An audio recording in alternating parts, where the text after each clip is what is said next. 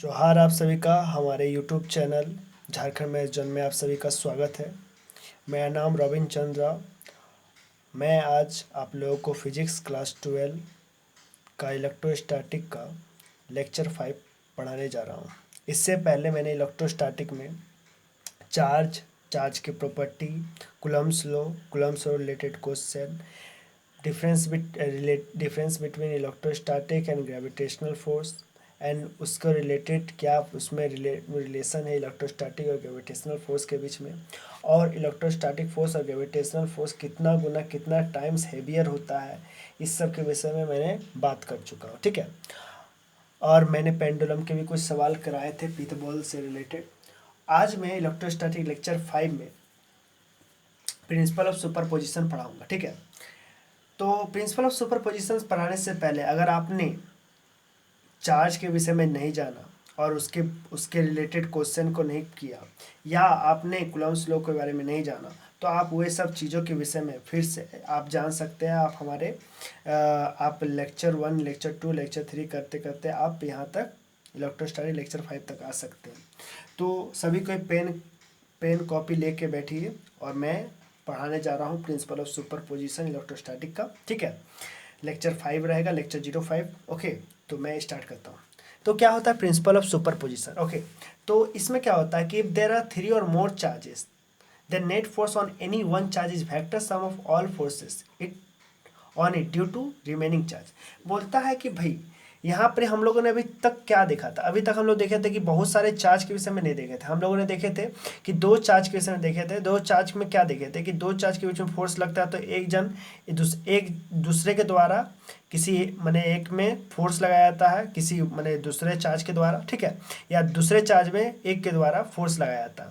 तो इस तरह का देखे थे। लेकिन जब आपके पास एक से दो, दो से तीन या चार, पाँच, छः चार्ज होगा, उस समय हम लोग किसी एक में देखना अगर होगा, क्या चार्ज देखना पड़ेगा कि कितना उसमें कितना फोर्स लग रहा है। ठीक है, कि बाकी सब चार्ज मिलके उसको कितने फोर्स लगाया जा रहा है। तो उसमें हम लोग प्रिंसिपल माने कि जो उसी में हम लोग प्रिंसिपल ऑफ सुपरपोजिशन लगाते हैं।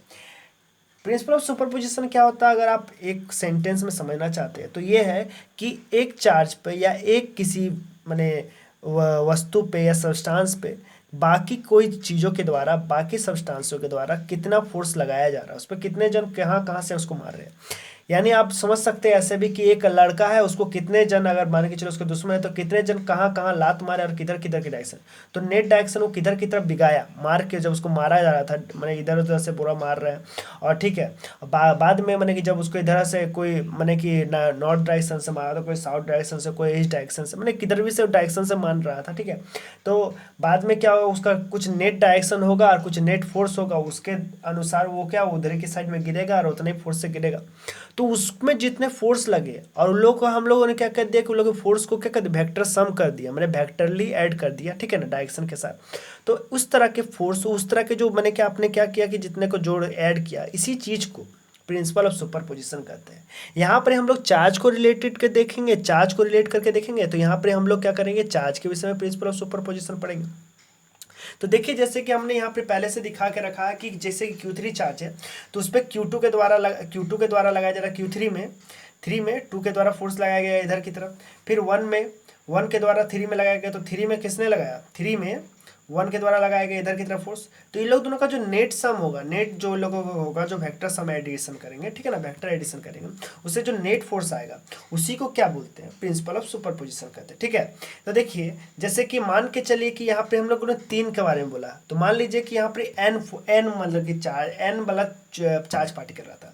तो उस पर क्या होगा, 1 के द्वारा लगाया गया फोर्स, फिर एन पार्टिकल में 2 के द्वारा लगाया गया, 3 में, इसी तरह के सो ऑन मैंने बढ़ते जाएगा। तो इस तरह से हम लोग क्या कहते हैं, वेक्टर सम करते हैं, और इसी चीज को क्या कहते हैं, प्रिंसिपल ऑफ सुपरपोजिशन कहते हैं। अच्छा याद रखिएगा, मान के चलिए Q1 और Q2 है। ठीक है, ये बहुत ही जरूरी, यहाँ पर नोट में जो लिखा गया है ये बहुत ही जरूरी है। ठीक है ना, क्यों जरूरी है, देखिए कि ये दोनों में जो फोर्स लग रहा था, फोर्स कितना, के Q1 Q2 by are square, मान लीजिए यहाँ का डिस्टेंस कितना r है। ठीक है, अगर कोई दूसरा चार्ज या कोई तीसरा चार्ज उसके पास आया था, ठीक है, तब भी ये फोर्स जितना था पहले उतना ही लगेगा। ठीक है, जैसे कि आप जानते हैं कि अगर आपका माने कि क्या होता है कि आपके घर में माँ है, ठीक है, माँ है और आप है, तो आपका मान के चलिए शादी हो जाता है, आप लड़के हैं या लड़की, लड़के के बारे में बात बता रहा हूँ, ठीक है ना। तो आपका शादी हो जा रहा है, तो आपको अपने माँ से तो उतना ही, माँ से बहुत प्रेम है, लेकिन अगर कोई औरत मैंने आपका जो मैंने जो वाइफ आ जाती है, तो आपका माँ के प्रति प्यार कमता नहीं है, उतना ही रहता है, ठीक है, उतना ही रहता है।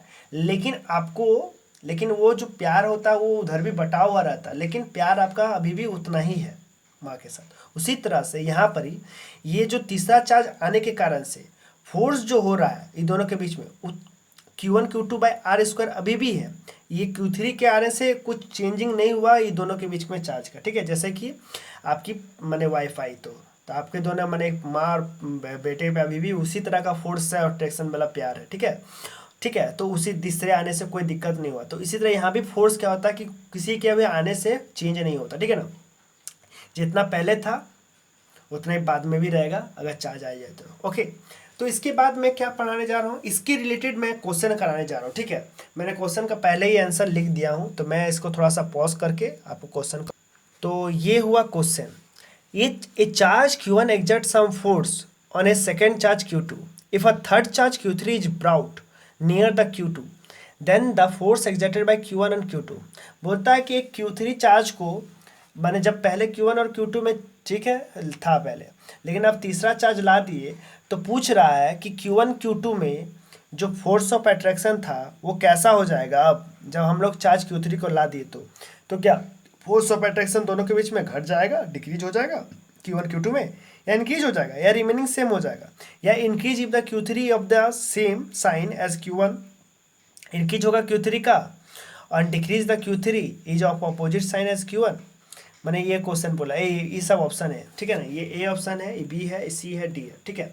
तो आप जान रहे हैं कि भाई कोई भी चार्ज आए, लेकिन ये दोनों के बीच में जितना फोर्स पहले लग रहा था अभी भी उतना ही फोर्स लगेगा, इसीलिए फोर्स में कोई चेंजिंग नहीं होगा। ओके, आगे की और हम लोग बढ़ते हैं, ठीक है, ठीक है। मैंने यहाँ पे इसीलिए मून के रखा था क्योंकि यहाँ पे इसका आंसर मैंने लिख दिया था पहले से ही, ठीक है, इसीलिए।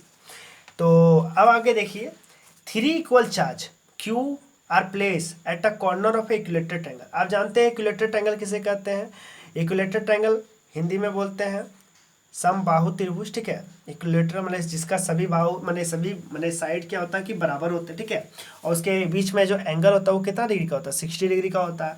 तो अब बोला जाता है कि भैया तो 3 इक्वल चार्ज है और Q R place at a corner, ठीक है। The force of any charge बोलता है कि किसी एक में आपको क्या करना, फोर्स निकालना है कि बाकी सब चार्जों के द्वारा उस पर कितने फोर्स लगाए जा रहे हैं, रिमेनिंग चार्ज के द्वारा उस पर कितने फोर्स लगाए जा रहे हैं, ठीक है। तो निकालने का सही तरीका क्या है कि देखिए चार्ज पहले तो लिख लीजिए, अब उसके बाद देखिए क्या हो रहा है कि उसके जो हो रहा है कि एकदम सेंट्रल फोर्स होता है उसका लाइन ज्वाइनिंग से लगता है फोर्स, तो इसका लाइन ज्वाइनिंग में फोर्स लगा इधर की तरफ, ठीक है। और F2 और इसका मान लीजिए कि F1 होगा, दोनों के बीच में साइड A है, तो फोर्स जो होगा जब मान के चलिए F1 नहीं देखिए तो K/Q/A², ठीक है, ये हो गया F1। उसी तरह से F2 में भी वही होगा, F2 इक्वल टू क्या होगा, K/Q/A², मीन्स फोर्स F1 बराबर क्या है F2 के, इसीलिए मैंने यहाँ पे पहले से लिख दिया था F1 बराबर F2, ठीक है। अब क्या होगा, एफ नेट जो होगा F1 प्लस F2 का सम होगा, तो इसका वेक्टर एडिशन करना पड़ेगा। तो वेक्टर एडिशन के लिए आपने पढ़ा था क्या कि आपने पढ़ा था A² + B² + 2AB cos theta, तो वही चीज़ को हम लोग यहाँ पे लगा देना है। तो यहाँ पे F², क्योंकि F² + F² + 2F², क्योंकि यहाँ पे दोनों F जो बराबर थे इसलिए हमने 2F, ठीक है ना। और यहाँ पे cos कितना डिग्री है, 60 डिग्री है, इसलिए cos 60 डिग्री। ओके, दो वेक्टर के दो दो फोर्स के बीच में जो एंगल है 60 डिग्री, ठीक है। तो कितना हो गया, तो F² 2F² हुआ, और 2F² cos 60 degree, cos 60 degree का वैल्यू कितना होता है बाबू, तो बताइएगा 1/2 होता है, ठीक है ना। ओके, तो कितना हो गया 2F² + F² कितना हो गया 3F² हो गया, कितना हो गया 3F², तो कितना हो जाएगा इसका वैल्यू F√3। ओके, F√3, या आप F के बदले जो हमने यहाँ पर F1 F2 जो बराबर था तो इसके बदले हम लोग इसको भी लिख सकते हैं कितना, KQ²/A²√3, ठीक है। ये हो गया आपका आंसर, ठीक है, क्या हो गया ये आपका आंसर, ठीक है। इसके बाद आगे की ओर देखते हैं, इसी तरह से आपको बताना है प्रिंसिपल सुबह, बहुत आसान है, कोई दिक्कत नहीं होता, ठीक है ना। चलिए ठीक है, मैं आगे की ओर बढ़ता हूँ।